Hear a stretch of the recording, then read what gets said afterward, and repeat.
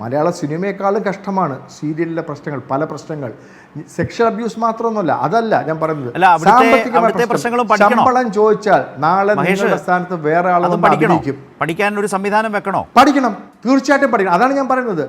നോക്കൂ, വെക്കണം. കാരണം എന്നറിയോ, നിങ്ങൾ എന്തെങ്കിലും പ്രതികരിച്ചാൽ നിങ്ങൾ ഒന്നെങ്കിൽ ചുവരിൽ ചിരിച്ചുകൊണ്ടുള്ള നിങ്ങളുടെ മുഖത്ത് പൂമാലയിട്ട് നിങ്ങൾ മരിക്കും, അല്ലെങ്കിൽ നാളെ തൊട്ട് നിങ്ങളുടെ വേഷം വേറെ ആൾ, ഇന്നു മുതൽ ഇന്നയാളാണ് ഈ കഥാപാത്രത്തിന് ജീവൻ നൽകുന്നത് എന്ന് പറഞ്ഞിട്ട് സിനിമയിൽ അത്രയും പ്രശ്നങ്ങളില്ലെന്ന് തോന്നിപ്പോവും.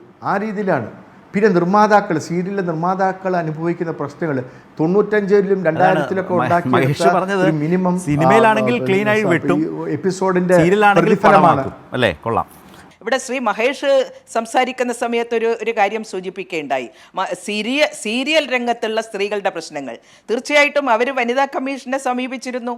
സീരിയൽ മേഖലയിൽ പ്രവർത്തിക്കുന്ന സംഘടനകൾ ഒത്തുചേർന്നുകൊണ്ട് ഞങ്ങളെ സമീപിച്ചതിൻ്റെ അടിസ്ഥാനത്തിൽ തിരുവനന്തപുരത്ത് വെച്ച് വിവിധ സംഘടനകളെ അണിചേർത്തുകൊണ്ട് ഒരു serial ആക്ട്രസ്സുമാർ, technicians, hair dressers, beauticians ഇവരൊക്കെ ചേർന്നുകൊണ്ടുള്ള ഒരു വലിയ ഒരു പബ്ലിക് ഹിയറിംഗ്, ഒരു പൊതു നിലപാട് എന്താണ് എന്നറിയാനുള്ള പബ്ലിക് ഹിയറിംഗ്, ഒരു തുറന്നു പറച്ചിലിന് വേദിയൊരുക്കിക്കൊണ്ട് വനിതാ കമ്മീഷൻ നടത്തിയിട്ടുള്ള പ്രവർത്തനം അതിൻ്റെ ഭാഗമായിട്ട് ഞങ്ങൾ സർക്കാരിന് റിപ്പോർട്ട് സമർപ്പിച്ചിട്ടുണ്ട്. അപ്പോൾ സീരിയൽ ആർട്ടിസ്റ്റും ഇപ്പോൾ പ്രതീക്ഷയോടുകൂടിയിട്ട് ഉറ്റുനോക്കുകയാണ്.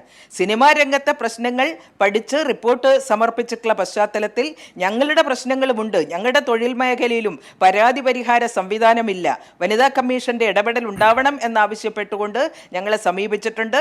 ഇത് മലയാള സിനിമാ രംഗത്ത്, സീരിയൽ രംഗത്ത് മാത്രമല്ല എല്ലാ തൊഴിലിടങ്ങളിലും സ്ത്രീകൾക്ക് നിയമപരമായിട്ടുള്ള അവകാശങ്ങളുണ്ട് എന്നും ആ അവകാശങ്ങളുടെ പരിരക്ഷയ്ക്ക് വേണ്ടി യോജിച്ചു നിൽക്കണമെന്നുള്ള ധാരണ വർദ്ധിപ്പിക്കാൻ ഇടവരുത്തും. ഇത് വലിയ രൂപത്തിലുള്ള നിർണായകമായിട്ടുള്ളൊരു വഴിത്തിരിവായിട്ട് ഈ പൊതു താൽപര്യ ഹർജിയുടെ ഭാഗമായിട്ടുള്ള നടപടികൾ തുടക്കം കുറിക്കും എന്നുള്ള പ്രതീക്ഷയാണ് എന്നെ സംബന്ധിച്ചിടത്തോളം ഉള്ളത്.